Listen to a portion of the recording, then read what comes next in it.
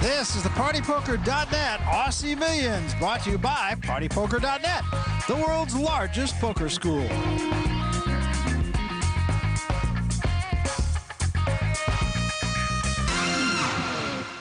Barry Tompkins, Michael Koenig. This is our main table, and a very competitive table it has been.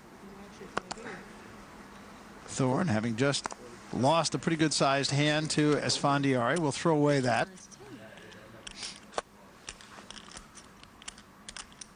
Esfandiari has been a participant a lot. 13-5. And Barry Esfandiari told us in his interview he likes to try to build up a big stack, and this is one way of doing it, getting involved in a lot of hands, raising it up, hoping to spike something big on the flop. Oh, and Gratz calls with the ace-8. Well, he's had good success with that before. Kathy Liebert has an ace also, but with a 4. And Liebert's in the big blind. She's getting a nice discount. It's only going to cost her $8,500 more to get involved here. Again, she probably doesn't think she has the best hand, but there are a lot of drawing possibilities. So 3 players to the flop, Liebert, Gratz, and Esfandiari, and here is the flop.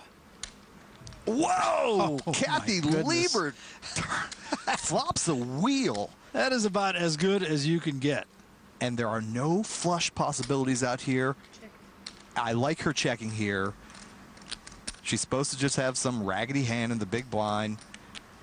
Esfandiari showed strength before the flop. 34,000 for Esfandiari. Yeah, and he's trying to represent that he had some sort of big hand. I think he picked the wrong hand to do this on. Kathy Liebert is just praying that Mike Gratz comes along for the ride. And he's reaching for chips. Yep. He calls. Boy, he's in a world of trouble.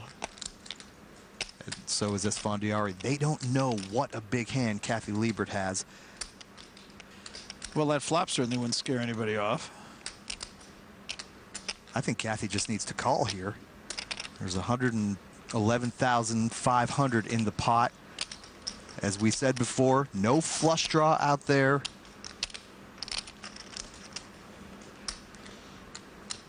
I really like just calling here. Let another card come off. Hope that it hits somebody, improves their hand. Let them get frisky and then move it in. No, she's raising. 60,000 more.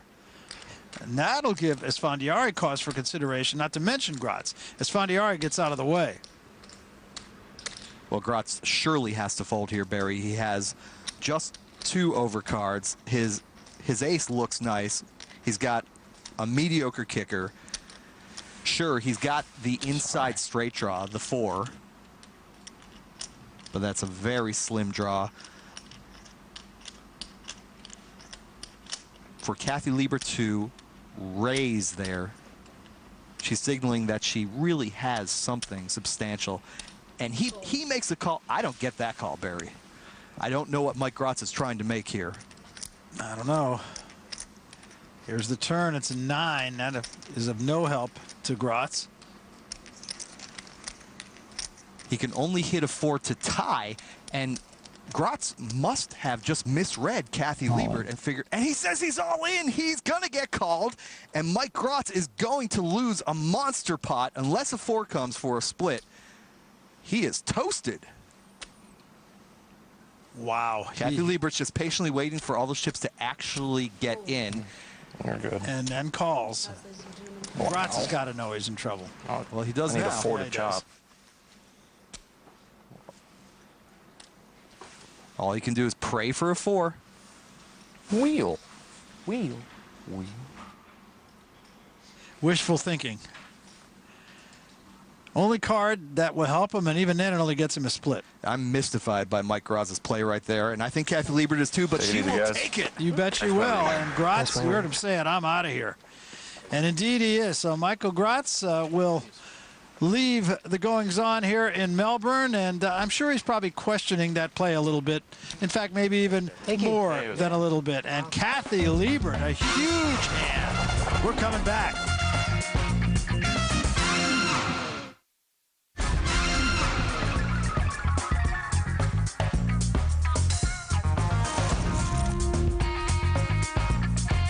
We welcome you back to Melbourne. Well, Michael, when we were here in January of '06, Fidel's Cigar Lounge proved to be the ideal place to enjoy the finer things in life. It's located in the high-end mall at Crown Towers.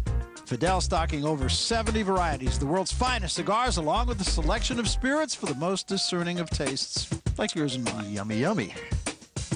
Following an after-dinner cordial, you went up 29 floors to the Crystal Club. That's an oasis in the Crown Towers, high above the city. Come enjoy the finer things in life at the Crown Tower.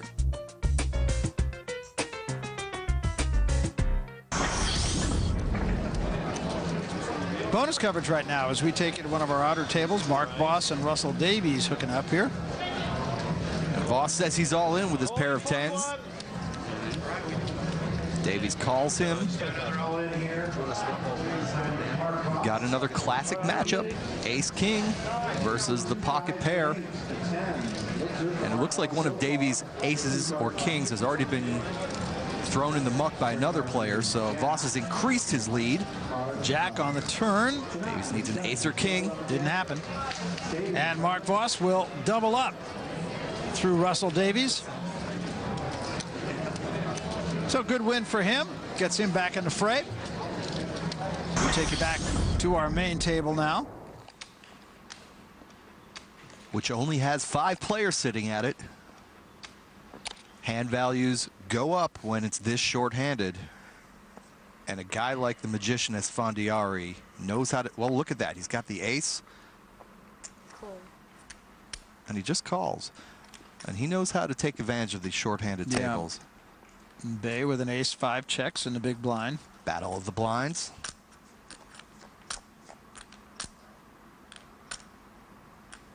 Six, queen, 7. That doesn't help either player. 8,500 is the bet from Esfandiari. 500. And normally, Barry, when the flop misses everybody, the first player to show strength typically takes down the pot, but Bay smells something a little fishy here, and he calls with the worst hand. It's another 7. That's no help. Now, the big advantage Bay has in this hand is that he has position on Esfandiari. Bay gets to act last. Esfandiari has shown a little weakness with a check on the turn, and Bay puts in a tester bet. It's enough. And Bay will take this one. So Bay really holding his own. Young player playing against some of the big dogs here. Going to take it to one of our outer tables once again. And here, Billy Sukar is all in against Jerry Fitz. And unfortunately, this is not a sweet situation for Sukar.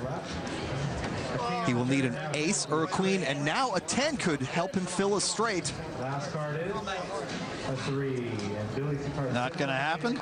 So Billy Sukar, the cousin of Joe Hashem, will take a walk. First tournament I've played. I've only been playing for 6 months. And I came into the tournament today with 40,000. Doubled up twice, got up to about 120. As you said, I had my ace queen. And had to make a move. Had his pocket 7s and they held up. Do you know this man is my cousin?